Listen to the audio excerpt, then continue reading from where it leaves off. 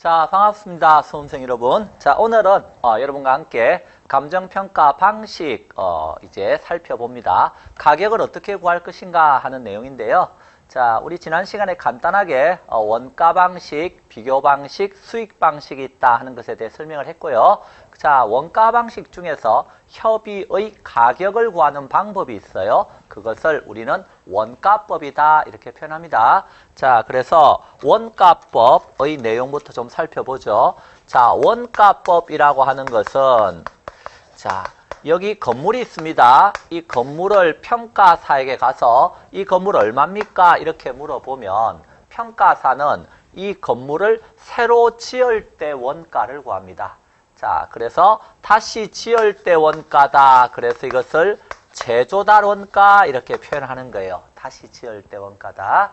자, 그런데 이 재조달 원가는 어느 시점에 다시 지을 때 원가냐 하면 기준 시점에 새로 지을 때 원가입니다. 왜? 가격을 구할 때는 평가의 기준이 되는 시점인 기준 시점에 가격 구한다 그랬죠? 그러므로 기준 시점에서 새로 지을 때 원가인 재조달 원가를 구하게 됩니다. 즉 쉽게 말해서 이 건물이 새 건물 가격이 되었을 때 얼마가 될까를 구하는 거죠. 그런데 이 건물은 보니까 사용을 많이 해서 감가가 많이 발생했네요. 그러면 여기에서 뭘 빼주면 되죠? 감가 누계액이라고 하는 것을 빼주면 됩니다. 자, 그래서 그동안 발생한 감가 누계액을 빼서 현재 가격을 구하게 되는데요. 이때 현재 가격을 적산가액이다. 우리가 이렇게 표현하는 겁니다. 자, 그래서 이 감가 누계액을 빼주는 과정이 감가 수정이 되겠습니다. 자, 아주 쉽습니다. 원가법으로 이 건물의 가격을 구할 때는 이 건물을 새로 지을 때 원가를 구합니다. 기준 시점에서 이 건물을 재생산, 재취득한다고 했을 때 소요되는 적정한 원가를 구하는 것입니다. 그리고 그동안 발생한 감가를 빼서 현재 가격을 구하게 되는 것입니다. 자, 이것이 뭐죠? 원가법입니다. 그러면 이제 시험에서 이렇게 물어보고 있네요. 자, 다음은 감정평가 방법에 관한 설명인데 가로 안에 들어갈 내용으로 옳은 것 이렇게 물었어요. 원가법은 대상 물건의 재조달 원가에 뭐를 하여 대상 물건의 가액을 산정하는 감정평가 방법이다. 뭘 해야 되죠? 재조달 원가에서 감가 수정이라고 하는 걸 하는 거죠. 예, 그래서 이렇게 가액을 산정하는 감정평가 방법이다. 적어도 원가법의 개념 정도는 좀 알아두세요 하는 겁니다. 자, 그래서 재조달 원가와 관련해서는 좀 알아두세요 하는 것이 거기 이제 106쪽에서 원가법의 개요가 나오고요. 그 다음에 107쪽에 보면 재조달 원가 이야기가 나오는데요. 재조달 원가는 기준 시점에서 새로 지을 때 원가다 하는 걸 잘 기억하셔야 됩니다. 신축 시점. 만약 이 건물이 10년 전에 신축되었다 그러면요. 10년 전에 지을 때 원가가 아니라는 거예요. 기준 시점에서 새로 지을 때 원가다 하는 거 기억하시고.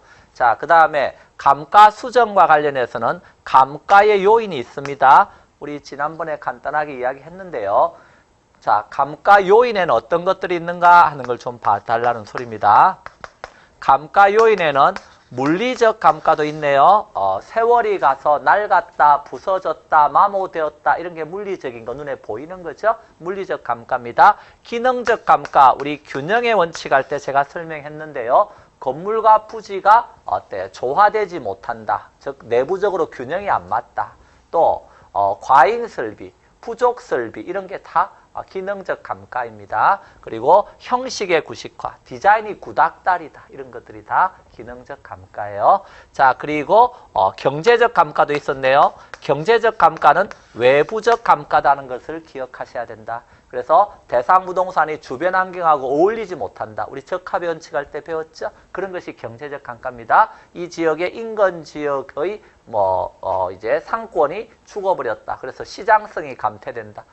이런 것들이 다 외부 환경과 관련되어 있는 경제적 감가가 되겠습니다. 자, 그래서 감가 요인과 관련해서 적어도 물리적, 기능적, 경제적 감가가 있다 하는 것을 108쪽까지 내용을 바탕으로 해서 좀 살펴봐 두시고요.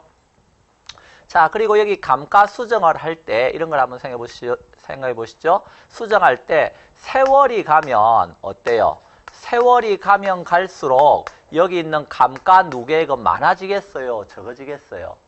많아지겠죠. 세월이 가면 감가가 계속 쌓일 테니까 감가 누계액이 늘어납니다. 그래서 세월에 따라서 감가 누계액을 쌓아가겠다. 이런 걸 우리는 고상하게 내용연수법이라 그러는 거예요. 그래서 내용연수법. 그래서 내용연수법은 공통적으로 세월이 가면 감가 누계액이 점점 쌓여서 늘어나는 겁니다. 다만 감가 누계는 매년의 감가가 쌓인 것인데요. 어떻게 그것을 쌓을 것이냐에 따라서 정액법, 정률법, 상한기금법 이런 것이 나오는 거예요.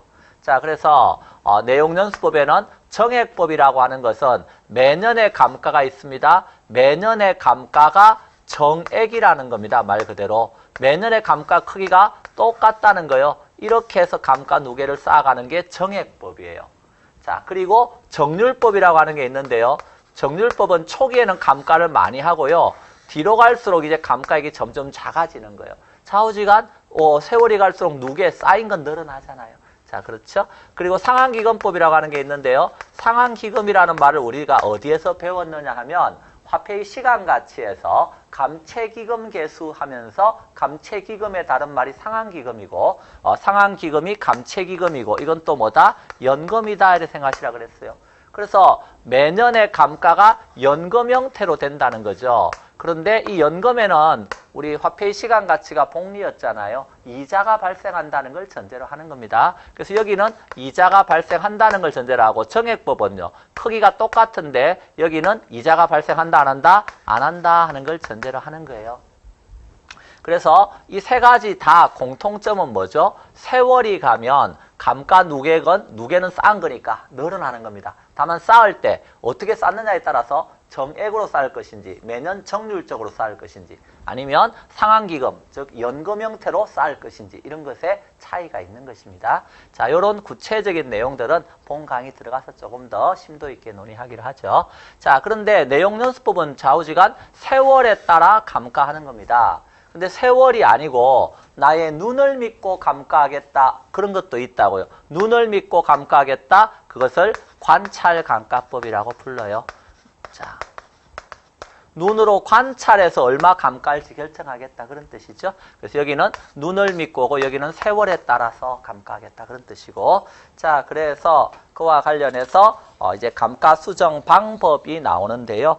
108쪽에 거기 감정평가 규칙 15조 이야기가 나오죠. 예.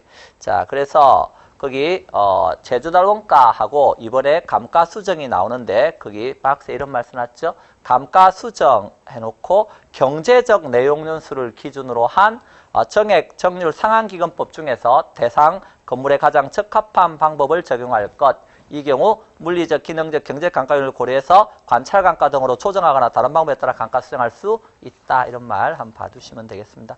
자, 109쪽, 110쪽이 지금 설명해드린 내용이 되겠습니다. 자, 그래서 이런 내용을 바탕으로 해서 감가 수정하는 방법에는 내용연수법도 있고 관찰감가법도 있다 정도 지금 이렇게 가볍게 봐두시면 됩니다.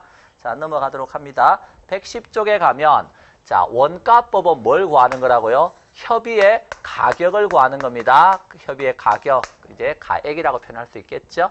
자, 그런데 그 다음에 나오는 적산법이라고 하는 표현이 나오죠. 적산법은 무엇을 구하는 것이냐 하면 여기는 임대료를 구하는 것입니다. 임대료. 자, 적산법은 임대료를 구하는 방법인데요. 우리가 여기에 보면 가격과 임료가 있습니다. 요 가격이 있고 요 임대료가 있는데 가격은 건물을 한번 생각해 보시죠. 건물을 10억이라는 가격을 지불하고 가액을 지불하고 건물을 사야 이 건물에서 임대료라고 하는 뭘 얻을 수 있죠? 과실을 얻을 수 있는 겁니다. 그래서 이 가격이 뭐냐면 원본이죠. 원본이 있어야 원본을 지불하고 이렇게 건물을 사야 여기에서 건물에서 임대료라고 하는 뭐가 발생한다? 과실이 발생한다는 겁니다. 우리가 사과나무가 있어야 사과를 딸 수 있죠? 건물이 있어야 그 건물에서 임대료를 받을 거 아니에요. 자, 따라서 임대료라고 하는 과실을 구할 때 이제 원본을 가져오는 겁니다. 원본이 뭐죠? 가격이니까 임대료를 구할 때 기초가 되는 가액이다. 그래서 이것을 표현할 때 기초가액 이렇게 표현합니다. 자, 예를 들어서